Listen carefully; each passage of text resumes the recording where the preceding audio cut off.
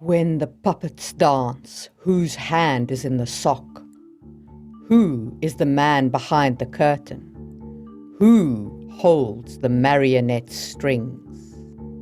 Hello and welcome to another episode of Just in Time Worlds with me, Marie Mullany. Today I want to talk about shadow organizations, organizations that stand behind the curtain and manipulate the events on the world stage in a fantasy world. If you enjoy this kind of world-building content, please do consider smashing that subscribe button, and if you want to help me make more of these videos, you can hit my Ko-fi page or buy my book. More details about that at the end of the video. Okay, let's get cracking. The first organization that I want to talk about that can operate from the shadows is the organization with a hidden agenda but a public persona. The best example of this comes from the Dune books. The Bene Gesserit are the classical organization in this vein. The Bene Gesserit is a pseudo-religious organization who are attempting to breed the Kwisatz Haderach. But from the perspective of the people with whom they interact, the Bene Gesserit is where the nobles get their wives and their daughters from. They're trained in certain specific martial arts and they belong to a religious order. The hidden agenda of the Bene Gesserit is that they seek to create a male of their order who can look into the male histories and male personalities of that which went before, who can look where a woman cannot look. And the way in which they seek to create this Kwisatz Haderach is by manipulating the bloodlines of the Imperium by means of a millennia-long breeding program. The Bene Gesserit are fiercely protective over the secret agenda, and you can see that in the way that they ensure the loyalty of their members to their cause and how they control that the information doesn't come out to the public. Now, this is to protect their organization. If the noble houses of the empire were to find out that the Bene Gesserit not only were using them in this breeding program, but in fact could produce either a male or a female child on command and had been deliberately manipulating the politics of the Imperium by denying certain families' sons, which you needed to inherit, that would have been catastrophic from their organization's perspective. The noble houses of the Imperium would turn on the Bene Gesserit in a heartbeat in such a situation. This is quite typical of an organization like this, which is publicly facing but has a secret agenda. If that secret agenda is revealed, if the curtain is drawn back, that organization would often suffer heinous results. Now, the Bene Gesserit are also very interesting as a study because they play very long-term shadow games. So they seed mythology onto various planets amongst the primitive peoples there so that their members can make use of that mythology in the future in order to protect themselves.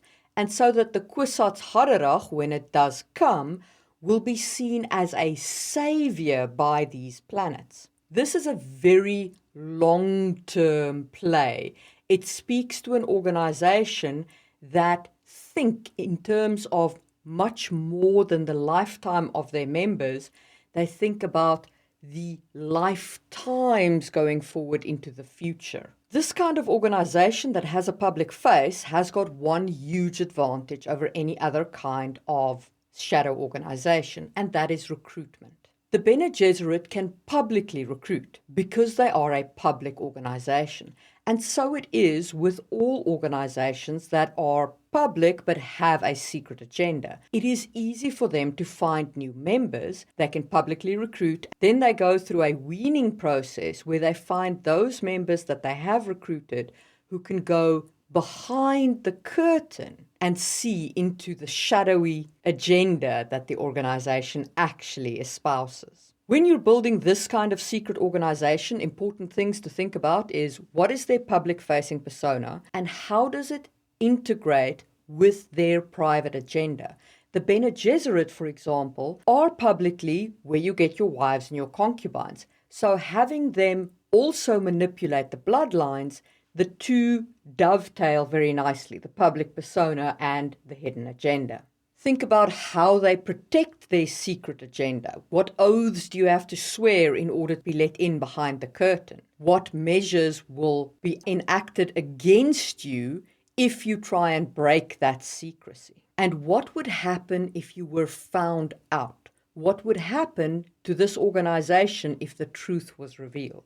Now, you have great ways to use this kind of organization from a plot perspective. You can either have characters who are part of the organization and so are recruited by the public side and slowly led in behind the curtain, thus revealing the inner agenda.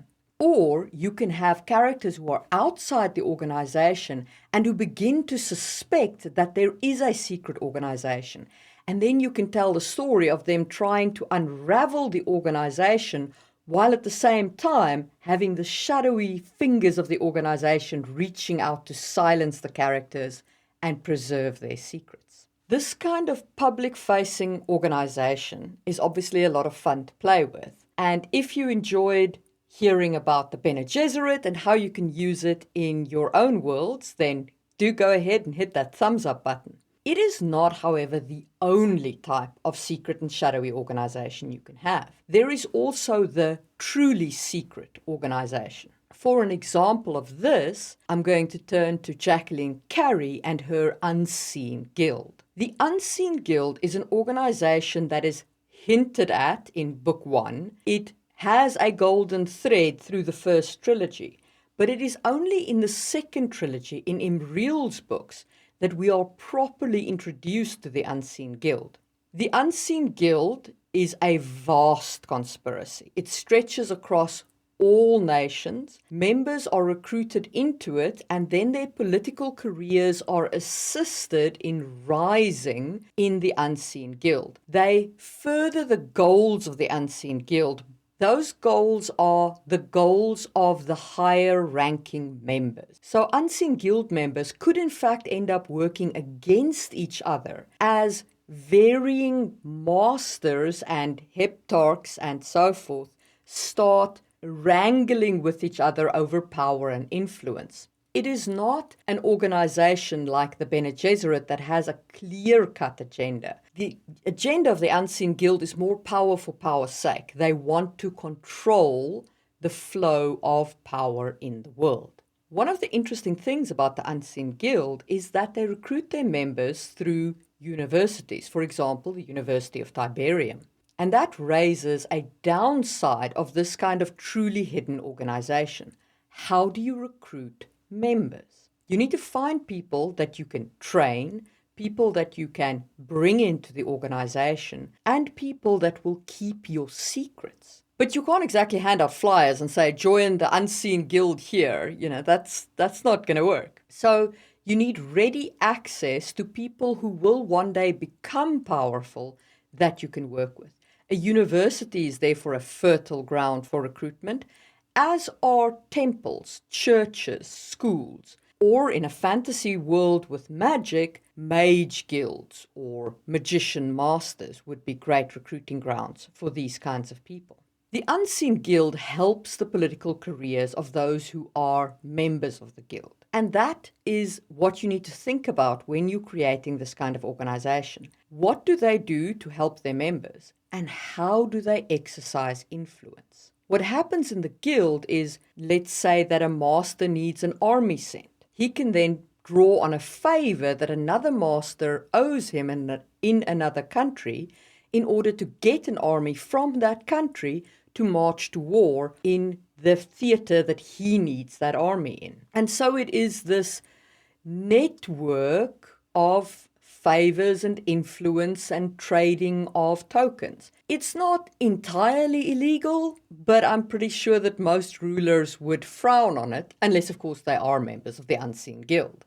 If you're using an organization like this, it is very important that you develop a fingerprint for this organization. You need to be able to draw a golden thread between events that have happened that show people where the guild has been active. And this is because you don't want the revelation of the guild to shock your readers to such an extent that they go, you're making that stuff up. There's nothing that speaks to this in your previous work. Because then it looks like a Deus Ex Machina organization. So you need to be able to trace the presence of the guild through your earlier writing, as Jacqueline Carey did masterfully in that she bred the Unseen Guild for a whole trilogy before revealing it in the Imreal trilogy in the first book. And there you only get to see a little bit of it. In the second book, you see a little bit more of it. But in the third book of the Imreal trilogy, the guild plays a large part. But by this point, the reader knows what the guild is capable of and knows how the guild works. So when the guild is used to overcome conflict in the third book, it feels completely natural and realistic and in keeping with what we know of the Unseen Guild. And that's what you're aiming for. You need to have that golden thread tying incidents together, making the Unseen Guild feel as real as your magic system. If you liked hearing about this kind of organization that is completely hidden, do hit the thumbs up button below. And let's move on to my last example of shadowy organizations. Both the Unseen Guild and the Bene Gesserit had a reasonably strict hierarchy. There are peons at the bottom, there are masters at the top, and the information trickles down in a very kind of corporate structure or governmental structure. But you can have a much looser organization in a shadow organization. You can have people who perhaps swear the same oaths, vaguely work in the same direction, but are not beholden to each other. And an example of this comes from Catherine Kerr's work in her various brotherhoods of sorcerers. Now, for the purpose of this discussion, let's say that open practice of magic is illegal. It's a lot more complex than that endeavory, but we don't need to go into it. The Brotherhood of Sorcerers, whether the dark side or the light side, keep their practice secret, and they swear to do that. This results in a master-apprentice structure where each Deumer master teaches an apprentice or multiple apprentici, and then they become not exactly beholden to, but they look to that master for leadership. In the case of the light side of Deumer.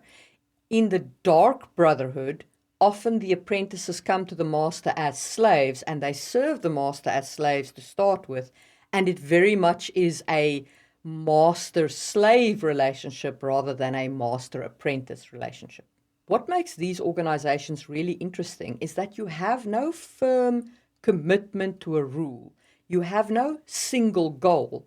But should you stumble across each other, you will help each other if you can.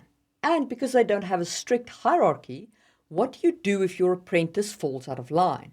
Now, in the example of the Deumer of the Light, it would be the responsibility of the master who trained that apprentice to also deal with a rogue Deumer sorcerer. This actually happens in the books, where there is one Deumer man who turns to dark practices, and his master has to hunt him down, because that is part of the commitment that you make as a Deumer master when you take on apprentices. It is that you will make sure that those apprentices follow the practices of the Deumer of Light.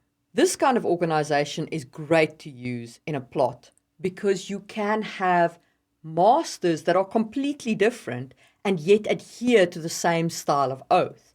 You can also have two shadowy organizations like the Light Deumer and the Dark Deumer who oppose each other in the shadows and who combat each other in the shadows. Or you can have the shadow organization opposed by a public organization. That's the way the Sith and the Jedi do it. The Jedi are, of course, a very public organization with a public agenda, but the Sith are a very secretive organization, and they have this flavor where you can have a master and apprentice and they are separate from another master and apprentice. There is no Sith council. When you're building this kind of organization, you need to think very carefully about how do they ensure homogeny in their ranks. What happens if somebody breaks the oaths? What happens if somebody breaks the secrecy? What are the oaths that they swear that bind them to this brotherhood of secrecy? It is a lot of fun to play with in a plot, however, because you can have your characters pulled into it either as members of the brotherhood or as those trying to hunt the brotherhood down. And of course, that results in trying to follow rumors and chasing down threads of information, some of which are red herrings and some of which are real. And that is my take on shadow organizations and the man behind the curtain in fantasy worlds. I hope that you enjoyed that episode of Just in Time Worlds. Please do hit the thumbs up button if you did. If you really enjoyed this and you want to help me make more of these videos, you can buy my book, The Hidden Blade by Marie Mullany, or you can hit my Ko-fi page where you can make a one-off donation, buy a membership, or even buy a product.